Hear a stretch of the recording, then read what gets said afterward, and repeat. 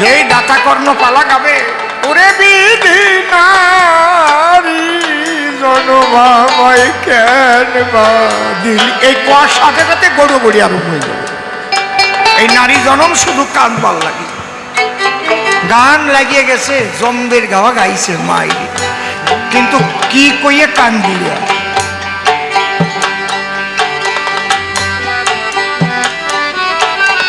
যখন রামায়ণ হবে, সীতা বলে সীতা পাবো প্রতি ঘরে ঘরে, গুণের ভাই লক্ষণ বললে ভাই বলিব কারে, ওই লাগিয়ে গেল বড়াগড়ি। কৃষ্ণ ভক্তরাও একদিন বোঝার চেষ্টা করলো না যে আমার অশ্বিনী কর্তা তারক কর্তা কি লিখে গেছে, দেখি আমরা একটু পড়িয়ে দেখি। আর হরি ভক্তরাও একটু শান্ত পরিবেশে বসে ওদের বোঝাবার চেষ্টা করে না। বাবা তোমরা আর আমরা আলাদা না, এই দিক আছে। এইবার আমরা আর একটা পার্ট গাইব। এই পর্যন্ত তাকে না পাওয়ার বিরহ বেদনা বিচ্ছেদ, কজন মানুষের মধ্যে এই বিরহ বেদনা জাগে আমি জানি না। এই সময় আর কিছু ভালো লাগে না, একমাত্র যদি ওই স্তরে কোনো বিরহীকে পায়, কোন বেদনা তো সেই ভাবময় মানুষের দর্শন হয়, তখন দুইজন দুইজনকে জড়াইয়ে ধরে প্রেমানন্দে হরি বলে ধুলায় ঘরে ঘরে ওই একটু শান্তি পায়। আমরা এক ভাবের ভাবি, ব্যাপারটা হয়েছে কি শোনেন, যে জিনিসটা হয়েছে সেটা আমি বলে যাচ্ছি। প্রকৃত ঈশ্বরের জন্য, ঈশ্বর প্রাপ্তির জন্য মানুষের আকুলতা ব্যাকুলতা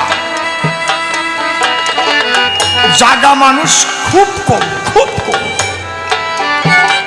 দেখবেন যখন কীর্তন গান হবে বা রামায়ণ গান হবে, যখন মায়ার কান্নার কথা কবে কান দিয়ে গুড়িয়ে যাবে।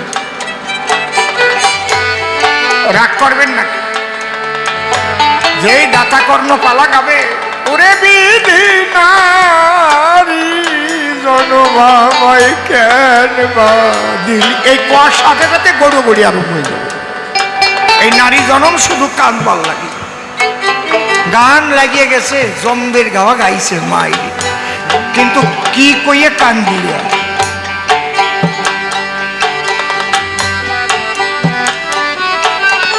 যখন রামায়ণ হবে, সীতা বলে সীতা পাবো প্রতি ঘরে ঘরে, গুণের ভাই লক্ষণ বললে ভাই বলিব কারে, ওই লাগিয়ে গেল বড়াগড়ি।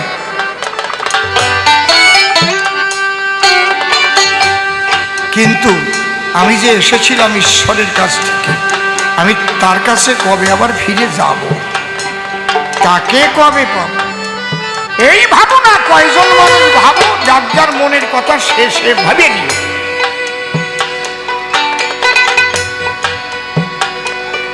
এই জন্য বিখ্যাত, বিশ্ববিখ্যাত শিল্পী বাংলাদের একটা গান আছে, কফটা চোখের জল ফেলেছ যে তুমি ভালোবাসবে, পথের কাটায় পায়ে রক্ত না ঝরালে কি করে আমার কাছে আসবে। আহা কি কথা, কফটা চোখের জল পড়েছে তোমার, যে তুমি কৃষ্ণকে ভালোবাসবে, হরিকে ভালোবাসবে। কদিন কেঁদেছ হরি বলে, একটু ভেবে দেখো তো।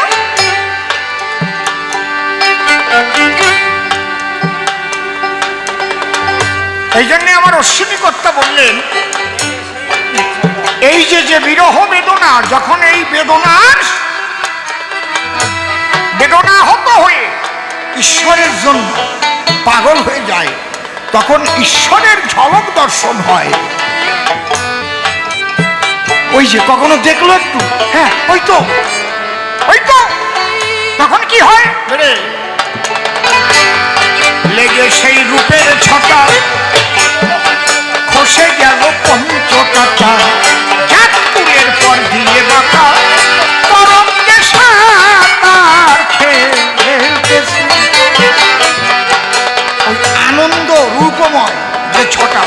ওই আনন্দের স্রোতে আনন্দময় হয়ে যায়। আরে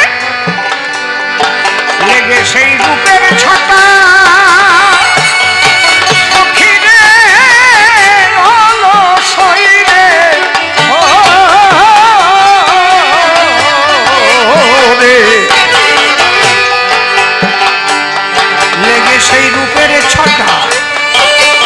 আমার খসে পড়লো পঞ্চকাটা জাতকুলের পর দিয়ে বাতা তরঙ্গে সাঁতার খেলতেছি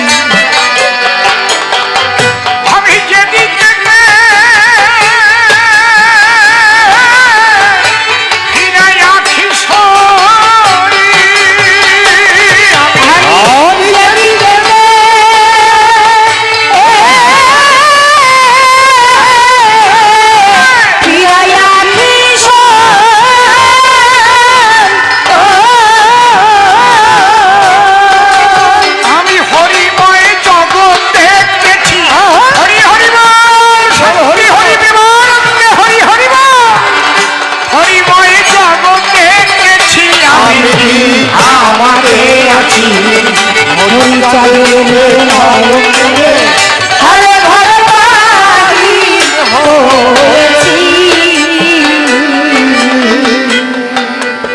যারা এই তত্ত্বটা খোঁজে না, বোঝে না, প্রকৃত বৈষ্ণব আর প্রকৃত মতুয়াদের মধ্যে অর্থাৎ প্রকৃত ভক্তের মধ্যে কোনোদিন কোনো আলাদা করা যায় না।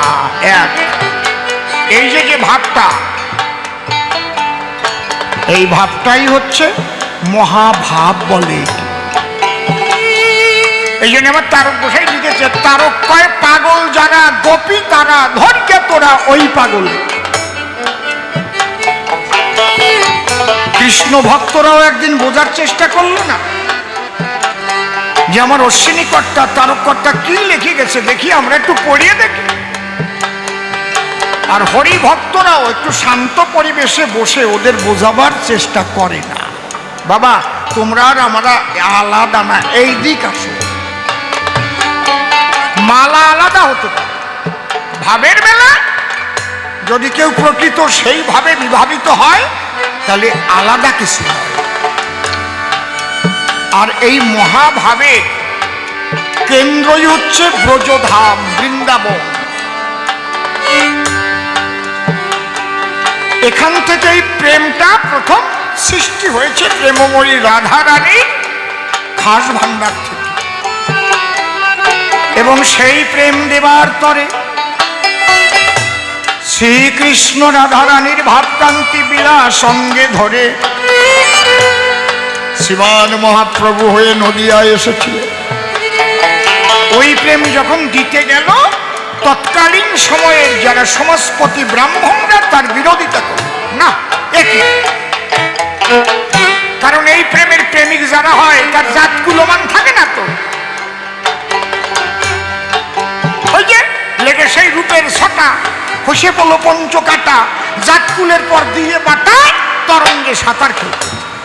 একটা ঘটনা শুনে, আমি একবার বর্ধমান শিয়ালডাঙ্গা বুড়িমার আশ্রমে গান গাইতে গেছি।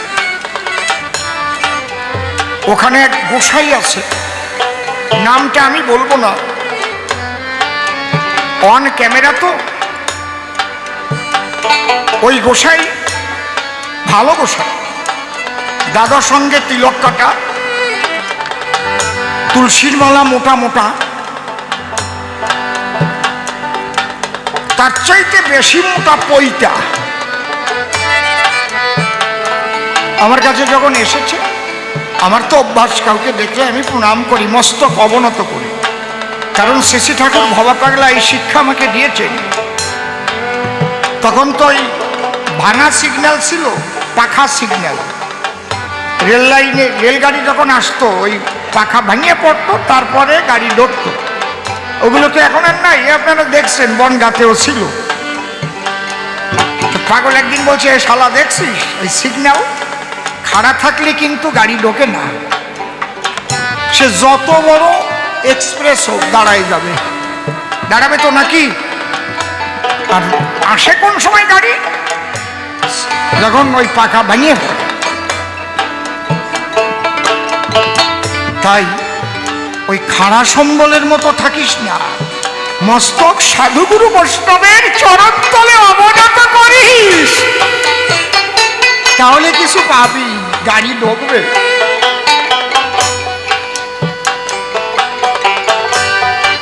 আমি তো প্রণাম করিস, উনিও তেমন ভাবে আমারে প্রণাম করল না। একটু কমাই দেছ? হ্যালো, কমে গেছে, কষ্ট হচ্ছে। হ্যালো হ্যালো, হ্যাঁ বড় বক্সটা একটু বাড়বে। Hello hello hello, check check, রিভাইভও কমে গেছে, চেক। হ্যালো। এইবার আমি ওনাকে একটা প্রশ্ন করলাম, আচ্ছা গোসাই, আপনি বৈষ্ণব না ব্রাহ্মণ? উনি হতচকিত হয়ে গেছে। উনি বললেন, আমি ব্রাহ্মণ কুলের বৈষ্ণব। আমি বললাম, আমি তো ওটা শুনতে চাই নাই। আপনি এক কথাই কোন আপনি ব্রাহ্মণ না বৈষ্ণব? আপনি কিরকম জবাব দিচ্ছেন? সোনার পাথরের বাটি এ হয় নাকি? আপনার এই বাটি সোনার বাটি না পাথরের বাটি, সেইটা কোন?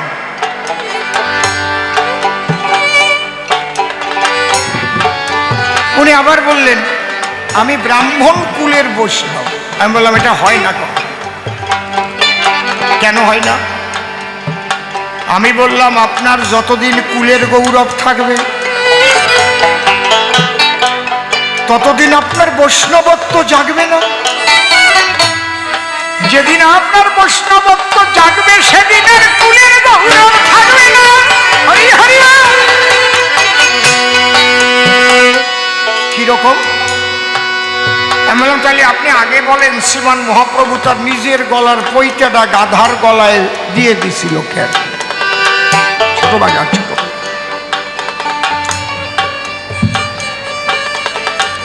প্রদ্যুম্ন মিশ্রকে যখন বলল, মহাপ্রভু তুমি যাও রায় রামানন্দের কাছে কৃষ্ণ কথা শুনে এসো, প্রদ্যুম্ন মিশ্র সেখানে গিয়ে, রায় রামানন্দ শূদ্র, রামানন্দ রায়, ওনার পছন্দ হলো না।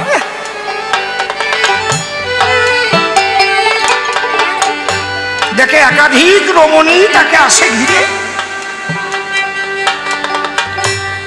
একটা শূদ্র, আর আমি ব্রাহ্মণ কুলে জন্মগ্রহণ করেছি, আমাকে মহাপ্রভু পাঠিয়েছে ওর কাছে কৃষ্ণ কথা শুনতে, আমার শাস্ত্র জ্ঞান কম আছে, ফিরে এসেছে। প্রদ্যুম্ন কি কি শুনলে? বলে, কার কাছে পাঠিয়েছে? আমি ব্রাহ্মণ সন্তান, শূদ্রের কাছে আমি কৃষ্ণ কথা শুনবো কেন? তারপরে ও তো নারী বিলাসী। আমার কথাগুলো শোনেন, কোনোদিন কাজে লাগবে, চুপ করে শোনেন। আমি গতানুগতিক কবি গান গাই না, কিন্তু এটা জেনে রাখবেন, যে কথার দ্বারাই বিশ্ব মানবের কল্যাণ না হয় সে কথা আমি বলি না। আমি গণ্ডিবদ্ধ চিন্তা নিয়ে কবি গান গাই না। তখন মহাপ্রভু বললেন, প্রদ্যুম্ন, যদি রামানন্দর কাছে তোমার কৃষ্ণ কথা শুনতে হয়, তুমি কি গিয়ে তাকে প্রণাম করেছিলে? টোন বেড়ে গেছিল বলে ওইটা হয়েছে। টোন কমাবা, বলুন বাড়াবা। তুমি প্রণাম করেছিলে? মানে না, কেন প্রণাম করবো? তো সত্য, আমি তো ব্রাহ্মণ। হবে না তোমার। তোমার যদি কৃষ্ণ কথা শুনতে হয়, ওই পৈতাটা খুলে ফেলে দাও, গিয়ে আমার রসিক রামানন্দের চরণে আগে প্রণাম করো, মস্তক অবনত করো। তখন পৈতা খুলে ফেলে কুলের গৌরব গিয়ে ভুলে। প্রদ্যুম্ন মিশ্র বলল, ঠিকই বলেছ, আমার মধ্যে যে কুলের অভিমান, বলে যার মধ্যে থাকে উচ্চ কুলের অভিমান, তার মধ্যে প্রবেশ করে না কৃষ্ণ প্রেমের বাদ। তখন প্রদ্যুম্ন পৈতা খুলে রায় রামানন্দের কাছে গিয়ে তার চরণ তলে পড়ে কৃষ্ণ কথা শ্রবণ করলো। তাহলে অবশ্যই আপনি বলতেছেন আপনি ব্রাহ্মণ কুলের বৈষ্ণব হবে না? আপনার পৈতা যতক্ষণ গলায় থাকবে, আমি নমশূদ্র মানুষ, আপনি আমার পা ছুঁয়ে প্রণাম করতে পারবেন না, মাহেশ্বরে প্রণাম করতে পারবেন না, কোনো ঘোষরে প্রণাম করতে পারবেন না, কোনো মুসি ম্যাথর কপালি কেউরে আপনি প্রণাম দিতে পারবেন না। আপনার বোধ থাকবে আপনি ব্রাহ্মণ কুলে জন্ম নিয়েছেন, তাহলে আপনার বৈষ্ণবত্ব জাগে নাই। আর যেদিন বৈষ্ণবত্ব জাগবে, হারি মুছে নাম চন্ডাল সবার চরণ তলে পড়ে প্রেমানন্দে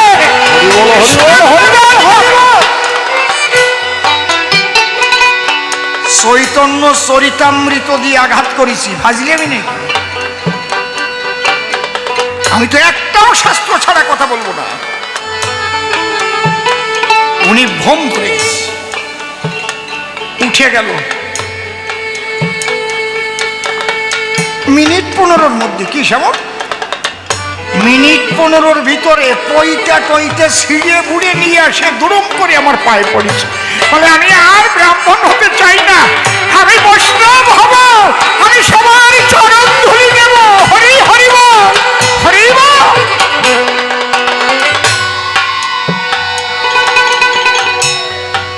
আমি যেখানকার আলোচনা করছি, কৃষ্ণ ভক্ত বৈষ্ণব যদি কেউ থাকে, বাড়ি গিয়ে চৈতন্য চরিতামৃত দেখে তারপরে দেখবেন এগুলো আছে।